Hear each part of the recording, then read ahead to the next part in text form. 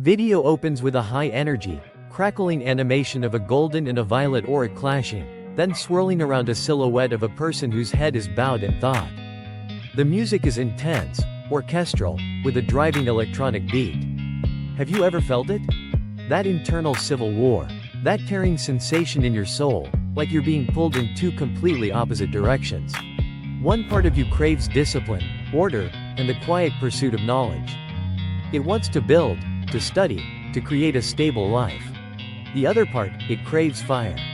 It yearns for the chaos of the arena, the intensity of competition, the raw, untamed power that sleeps just beneath your skin. We all carry this conflict.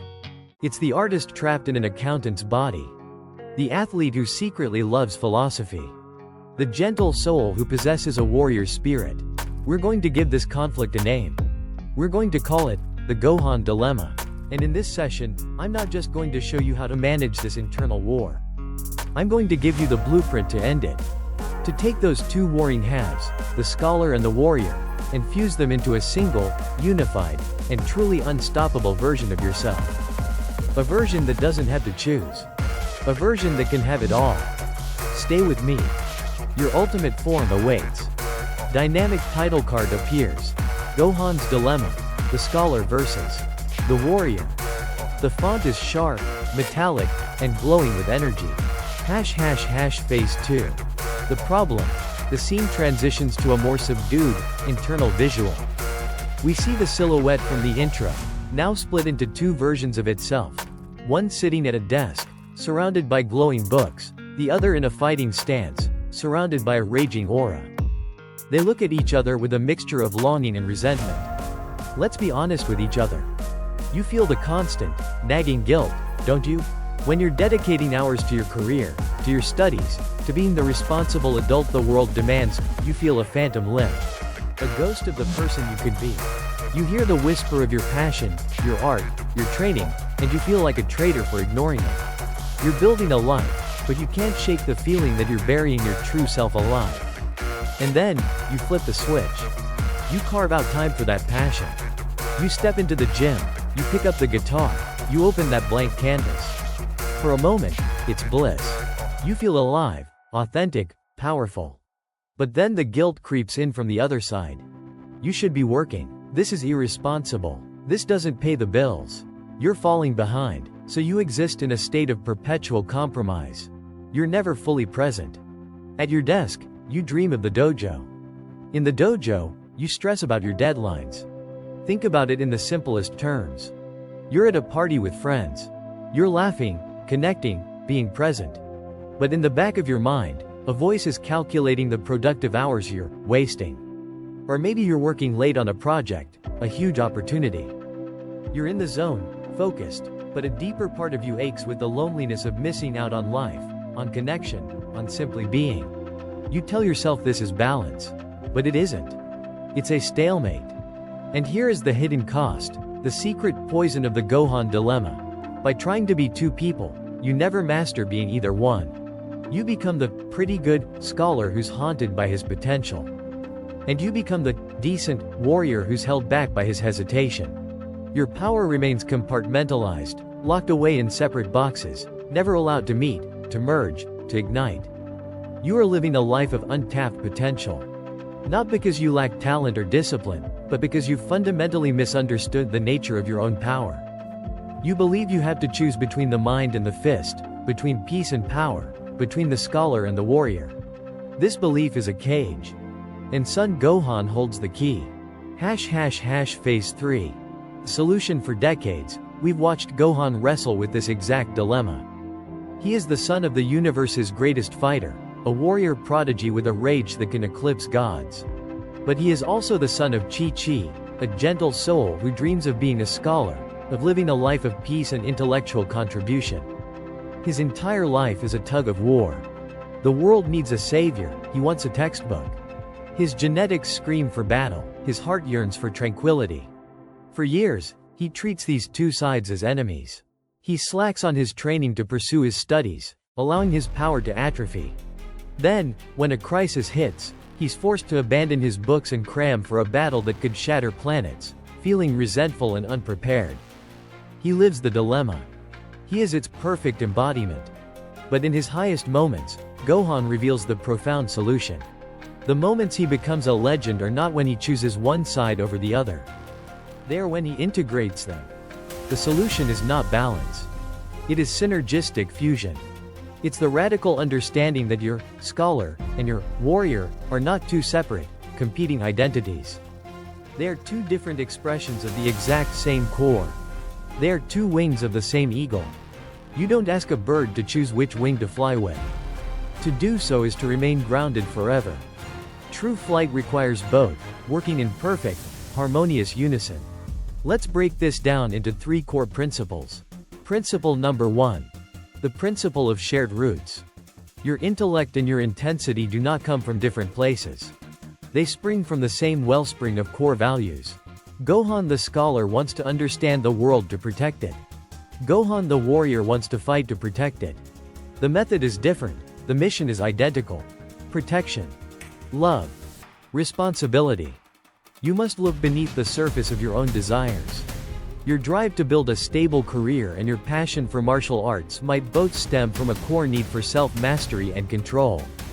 Your love for painting and your skill in business negotiation might both be fueled by a fundamental desire to create order from chaos and communicate a vision. They are not in conflict. They are different dialects of the same soul language. Principle number 2. The principle of symbiotic growth. One side isn't a distraction from the other. It is the fuel for the other. This is the critical shift in perspective. Gohan's greatest tactical feats in battle come from his intellect. His ability to analyze an opponent, to see patterns, to strategize under pressure. That is the scholar at work on the battlefield. Conversely, the discipline, the resilience, the ability to push through unimaginable pain that he learns in battle. What is that if not the ultimate tool for pushing through a difficult thesis or a complex research problem? The warrior's spirit is what allows the scholar to endure the years of grueling, thankless effort required for mastery. Your disciplined training in the gym builds the mental fortitude to handle a high-stakes business deal. The creative problem-solving you use in your art allows you to see innovative solutions in your logical, day-to-day work. They feed each other. They are in a constant, reinforcing loop of power. Principle number 3. The principle of the unified form. The ultimate goal isn't to be a scholar on Monday and a warrior on Tuesday. It is to become the warrior scholar every second of every day. This is what Gohan's ultimate, or mystic, form represents. It's not just a power-up, it's a philosophical breakthrough. In that state, his power is unleashed not through rage, but through focus. He has the calm, analytical mind of his scholarly self, but the full, devastating power of his Saiyan heritage. There is no conflict. No hesitation. He is a single, integrated being. He is not Gohan the scholar fighting, or Gohan the warrior thinking. He is just Gohan. Whole. Complete. Imagine a master blacksmith. In one hand, he holds the hammer, the symbol of brute force, of action, of the warrior. In the other, he holds the tongs, the symbol of precision, of control, of the scholar. To forge a masterpiece, a blade of legendary sharpness and resilience, he cannot choose between them. He needs the brute force of the hammer to shape the steel, and the delicate control of the tongs to hold it in place. The hammer without the tongs is wild, unfocused destruction. The tongs without the hammer are useless, impotent. The power is not in the tools themselves, but in the synthesis. It is the blacksmith, the unified will, that wields both to create something neither could achieve alone. You are the blacksmith. Your life is the forge. Your scholar and your warrior are your tools. It's time to stop admiring them on the wall and start forging your legacy. Phase 4. The application, the visuals shift to a clean, focused, training montage style. Our central silhouette is seen practicing these steps. Each step is punctuated by a glowing text overlay and a powerful sound effect. Philosophy is useless without practice. Insight is worthless without action. So right now, we move from theory to training. We are going to install the Synergistic Fusion operating system into your life. Here are 4 direct, actionable techniques to resolve the Gohan dilemma, starting today. Step 1. Uncover your unified core. You cannot integrate what you do not understand. Tonight, I want you to take a piece of paper or open a new document. Draw a line down the middle. On one side, write, the scholar. On the other, write, the warrior. Under each, list all the activities and goals associated with them. Your job, your degree, your financial goals under scholar. Your martial arts, your music, your creative writing under warrior. Now, for each item on that list, ask yourself this one powerful question. Why do I truly want this? And don't stop at the first answer. Go deeper. Why do you want that promotion? For security. Why do you want security? To protect my family. Bingo. Why do you train so hard in jiu-jitsu? To be able to defend myself. Why do you want to be able to defend yourself? To protect my family. Look for the overlap. Look for the words that appear on both sides of the page. Protection. Freedom. Mastery. Creation. Contribution. Expression. That is your unified core. Write it at the top of the page in big, bold letters. This is your true north. It is the deep, fundamental mission that both your scholar and your warrior are already serving. Step 2. Practice. Aspect transference. This is a mental exercise you will perform daily. You will consciously take a quality from one domain and apply it to the other. When you sit down at your desk to work on a difficult, boring task, do not approach it as the scholar. For 5 minutes, consciously adopt the mindset of the warrior. Channel that focus. That intensity. That do or die mentality you have on the sparring mat. See the spreadsheet as an opponent. See the deadline as the final round. Attack the problem with relentless ferocity. Conversely, when you step into your training space or your art studio, do not leave your intellect at the door. Approach your next sparring session like a chess match. Analyze your opponent's patterns. Formulate a strategy. Be the scientist in the chaos. When you're painting, don't just feel, think. Consider composition, color theory, and narrative structure with the analytical mind of the scholar. This practice builds a neural bridge between your two halves. It teaches them to speak the same language. Step 3. Schedule a weekly fusion debrief. This is non-negotiable. Book an appointment with yourself. 30 minutes, every Sunday. Title it, Fusion Debrief. During this time, you will reflect on the past week with one specific goal: to identify moments where your two sides work together. Ask yourself, how did the discipline from my morning workouts help me power through that draining meeting on Wednesday? How did the creative thinking I used on my side project help me find an unexpected solution to a problem at work? Asterisk. Was there a moment where my warrior's courage allowed my scholar's voice to speak up and share a brilliant idea? By consciously acknowledging and celebrating these moments of synergy, you reinforce the behavior. You are training your brain to see your two selves not as competitors for your time, but as a championship team. Step 4. Define and name your ultimate form. This is the final, crucial step. You need a symbol. A goal. A North Star for your integrated self. Gohan had his ultimate form. I want you to define yours. Close your eyes and visualize the person you become when the war is over. The person who moves with the warrior's power and thinks with the scholar's clarity. The person who is unapologetically both. What does this person look like? How do they carry themselves? How do they speak? What are they capable of? Give this integrated self a name. It could be the architect, the blade poet, the strategist king. It must be something that resonates with you. This isn't an alter ego. It's an affirmation of your most authentic, whole self. Write this name down. Put it on a sticky note on your monitor. Make it the wallpaper on your phone. This is your new identity. And every day, when you face a choice or a challenge, you will ask yourself, what would do right now? This isn't about faking it till you make it. It's about reminding yourself of the person you are actively, consciously, and powerfully becoming. Phase 5. The proof, the visuals become epic and cinematic. We see a split screen. On one side, Ultimate Gohan effortlessly deflecting every one of Super Buu's attacks. On the other, we see historical footage and imagery of Leonardo da Vinci's art and inventions, and ancient scrolls depicting samurai practicing both calligraphy and swordsmanship. Does this fusion truly work? Is it the key to unlocking a higher state of being? The evidence is written in the fabric of our greatest stories and our most profound history. Look at Gohan's moment of apotheosis against Super Buu. Before his potential was unlocked by the Elder Kai, Gohan was fighting a losing battle. He was strong, but he was either the reluctant warrior or the unfocused scholar. He was divided. But when he emerges as Ultimate Gohan, everything changes. He is calm, composed. There is no screaming, no rage-fueled transformation. He simply is. He possesses the overwhelming power of his Saiyan bloodline, but it is guided by the sharp, tactical mind he spent years cultivating. He systematically dismantles a creature that had terrified gods. He doesn't just overpower Buu, he outthinks him. This is synergistic fusion in its most glorious form. It's not just a power level, it's a new state of existence. But this isn't just the stuff of anime legend. This is a deep truth about human greatness.